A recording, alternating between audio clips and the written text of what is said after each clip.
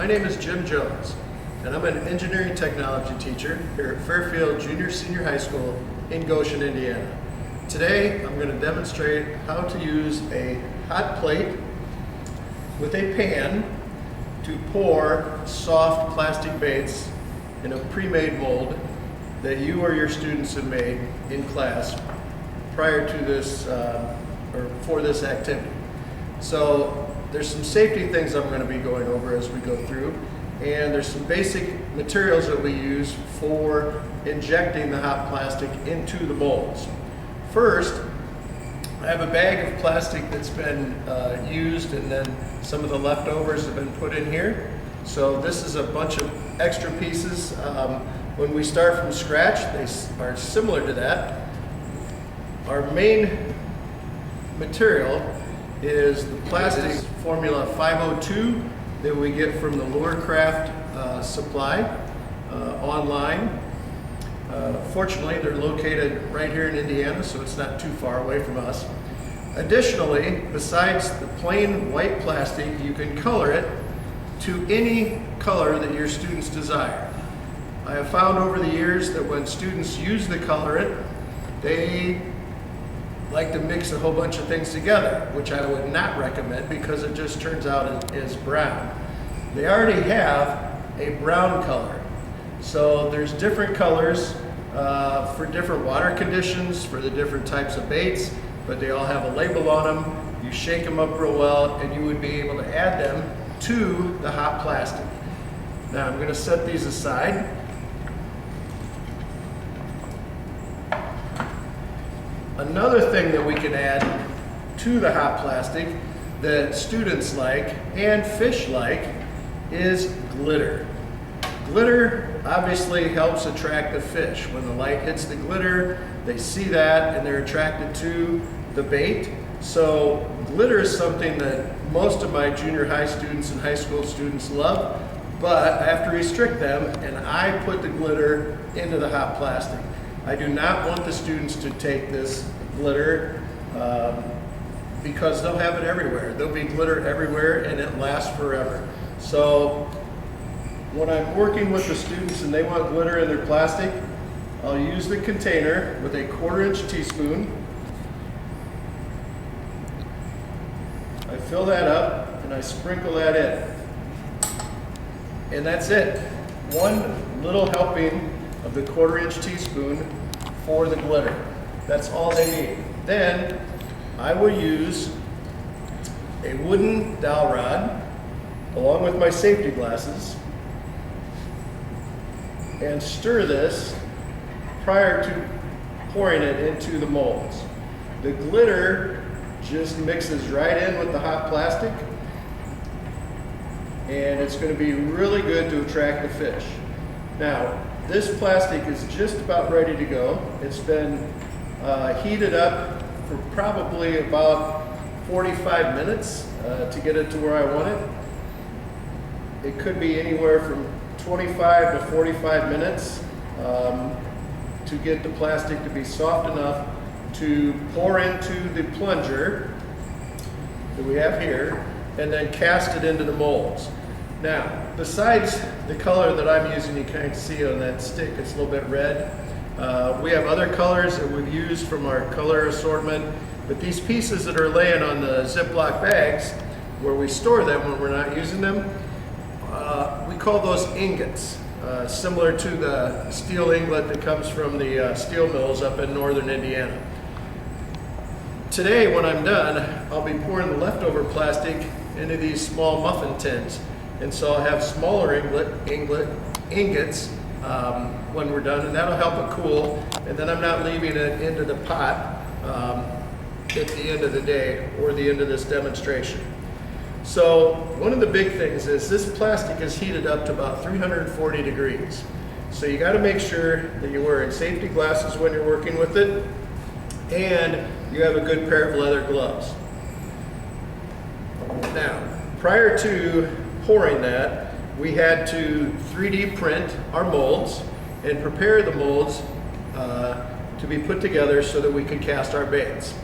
Now, in preparation from this, after the mold comes off the 3D printer, I like to take a full sheet of 120 or 150 sandpaper and just sand the faces of the mold back and forth until everything is flush on both halves.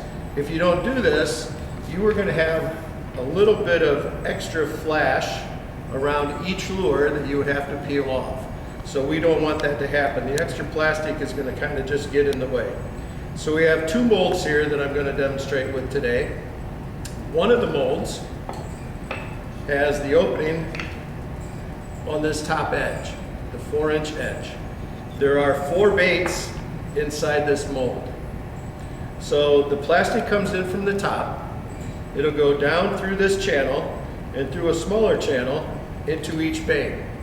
At the bottom of each bait, there is a vent hole that will allow the air to escape and the cavity will fill with the hot plastic. If you don't have the vent holes, your cavity, your bait might not be a full cast. So we call that a short shot. So we want to make sure that we have those vent holes. The other mold that I have has the opening on one of the faces. I used a countersink hole to put this in, measured to fit the end of my plunger. So the students would know those measurements, they would document that, and they would use that hole size to make sure that this plunger would fit into that opening. Same way on this mold. Now, to further prepare the molds for casting, we use cooking spray. This is any commercial cooking spray, vegetable oil, whatever. It doesn't need to be real expensive, but this is the mold release. We use a little bit of the cooking spray on each half of the mold. Doesn't take a whole lot, and that would work for quite a few castings. Then I like to take this rather inexpensive paintbrush. I got this from a local lumber yard. It was called a chip brush. But we can use this to get inside the little crevices of the mold. If you have any real detail, you want to make sure that the plastic will come out without tearing when you're done. So we use the little brush. I also want to put a little bit of spray in the plunger. Now, this is the commercial plunger that we got from Lurecraft, where we got all our colors, where we got our plastic, but you could use, I've seen the turkey basters from the hardware store. People have used those, but I like this because you can pull the plunger all the way down. You put in a little bit of cooking spray, and then the lid, we'll also put in some cooking spray. But this is a nice heavy-duty aluminum cylinder, and we're going to hold on to this while we pour the plastic in there.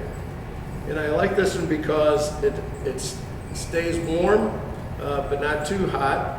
You will definitely wear gloves when you're working with this, but it's not something that's going to wear out over time.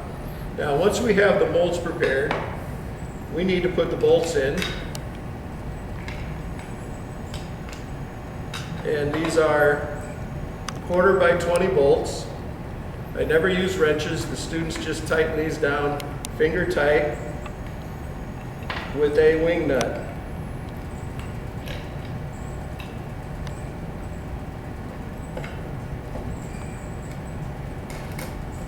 Sometimes the cooking spray affects how fast you can put these wing nuts on.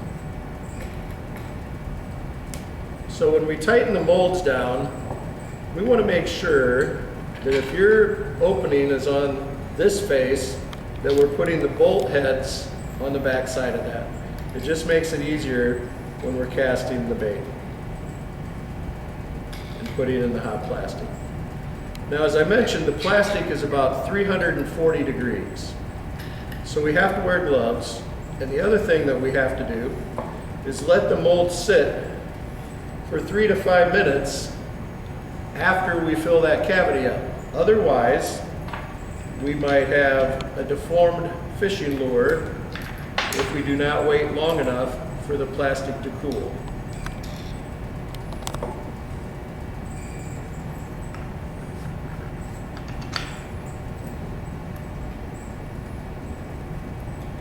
this could be done way ahead of time, depending on how many of your students have a mold.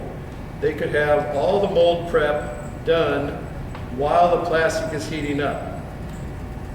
As I said, I waited for about 45 minutes today for that plastic to heat up.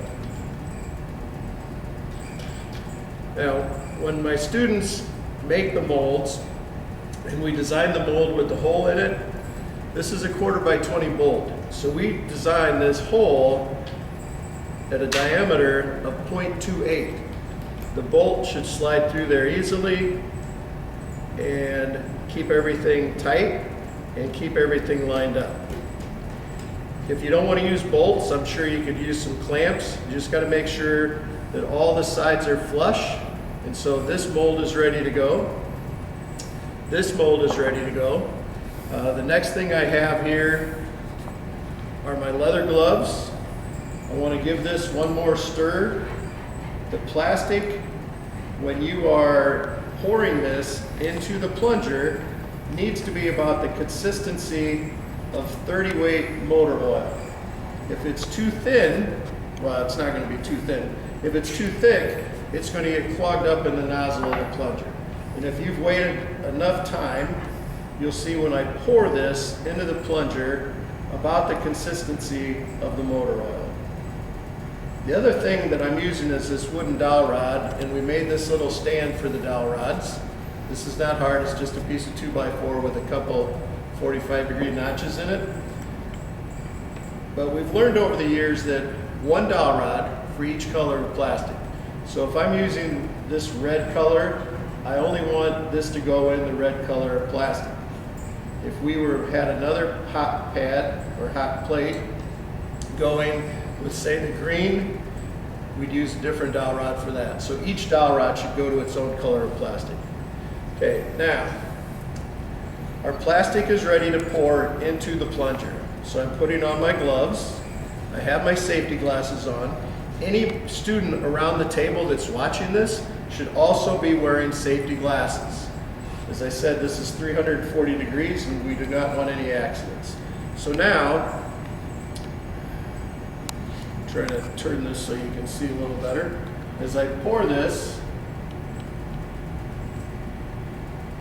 into the mold, I want to try to keep it all going into my plunger. I'm not pouring it in the mold yet, just into the plunger. Put the pan back on the hot plate. I quickly, as quick as possible,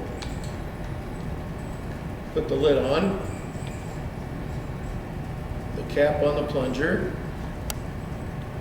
Now, I'm going to press this down, and hopefully we see some of the plastic coming out the side where the vents are. Once I see the plastic coming out, I see it on all three sides now. I'm not sure if you can see that with the camera, but it's on all three sides. Now there is enough plastic inside of this plunger to make 2 castings. So now I'm going to keep pressing and pull this away. I do not want that to fill up, and I'm hoping I get another cast out of this. But sometimes the plastic gets a little bit too hard or cools off too much, so I'm not really sure about this blue mold being filled up. I'm very confident with the brown mold, but I want to hold that for a little bit. And you can see the plastic has already started to solidify and cool. So I'm not sure if I got anything. But one really nice feature of our plastic here is that as long as it doesn't fall on the floor, you can put it right back into the pan and reuse it. So I take the lid off the plunger and push that in. So it may or may not have done anything in this mold. It's probably easier if I would just concentrate on the one, but I wanted to see if I could get 2 molds filled up at once. Now, As I mentioned, this needs to cool for a period of time. Well, I don't want a whole bunch of dead air time, so I'm going to do this a little bit quicker. The pieces on the outside are already solid, so I'm going to take this mold apart a little sooner than what I normally would. And I put paper towel down on the bench so that the cooking spray doesn't get all over the place. One thing about the cooking spray, it will make the bench top slick, it will make the floor very slick, so just make sure the students are not spraying this other than on some surface that you have ready for it. Okay, so now we're going to be taking this apart. So I think there's 3 bugs inside of this. My plastic went in through this top surface. You can see around the perimeter, the air vents have a little bit of plastic coming out, and when we open it up, I have a full pour with my 3 bugs. So I'm pretty happy with this. I'm going to take this out. This is still pretty warm, not warm enough to burn.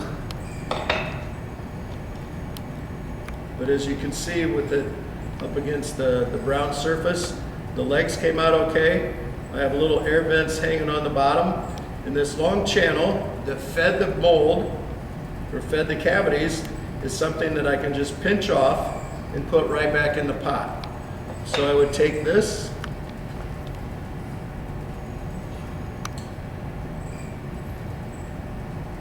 pinch that off,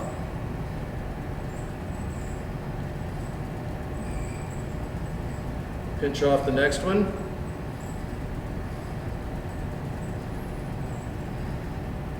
pinch off the third one. I would take my channel that was full of plastic and put back in the pot. Then I would just stir this up until everything is liquid again, and I could just keep making these baits until the end of the period. So we're going to try this other mold, but I don't think the cavity's filled up, but we'll see. I didn't really have that much time delay between the brown one with the 3 baits and this one with the 4 baits, but it doesn't take too long for that plastic to start to cool.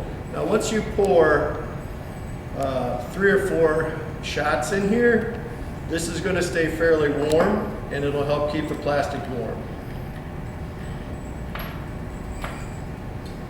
So this one is a maybe. The bolts were tightened down, everything was good. I put the plastic through here. Looking at the bottom, since that was on the bottom, I don't see a whole bunch of plastic coming out the air vents, but we'll see what this looks like. Sometimes you're going to get a good pour, a complete pour, and sometimes, wow, it came out. You are going to get enough plastic in here. I'm not sure how well you can see this, but all 4 of these turned out exactly as they were supposed to. I have these little trailing air vent lines, but the bug itself is complete. So I have, this was a model of a scud. This was some kind of dragonfly nymph or mayfly nymph, I'm not sure, I don't remember. But this was a scud, and scuds have a bunch of little fingery things on the bottom, so that's what this is supposed to represent right here. And this turned out pretty well. So like the other one, I can just pinch these off.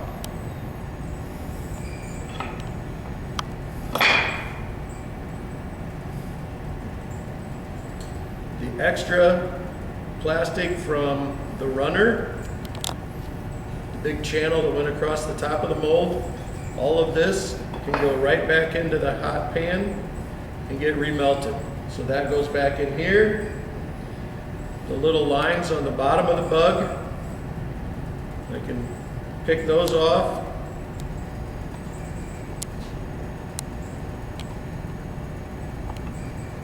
The other nice thing about doing this on a hard workbench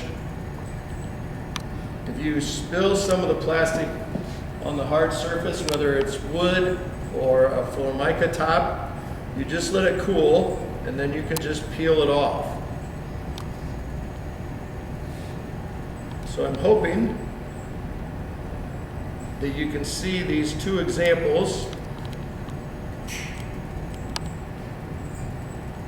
and see that both of them came out to be the exact bug that they were supposed to be.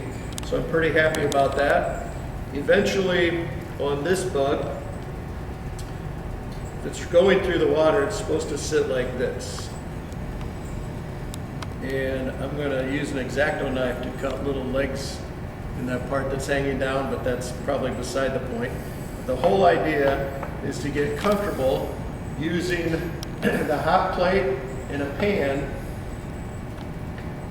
to melt the plastic, and then feel comfortable about pouring the plastic into the plunger and then casting these baits. So if you're going to change color, or if you decide everybody's going to use the same color, that would be faster for your classroom. If you're making filling up 10 different molds, you'd need more hot plates than what I have right here for one, because this did take roughly today about 45 minutes to heat up. I have had other times where it went a little bit quicker,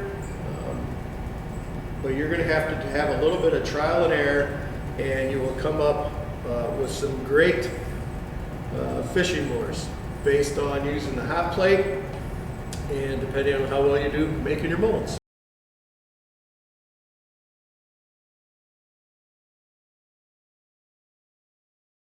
Okay, so this is the consistency that we're looking for before we pour it into the plunger.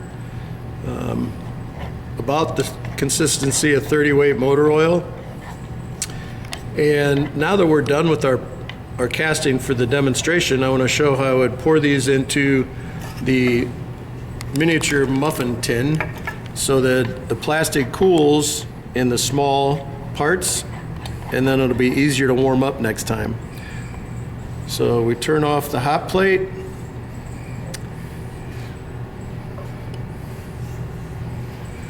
And pour.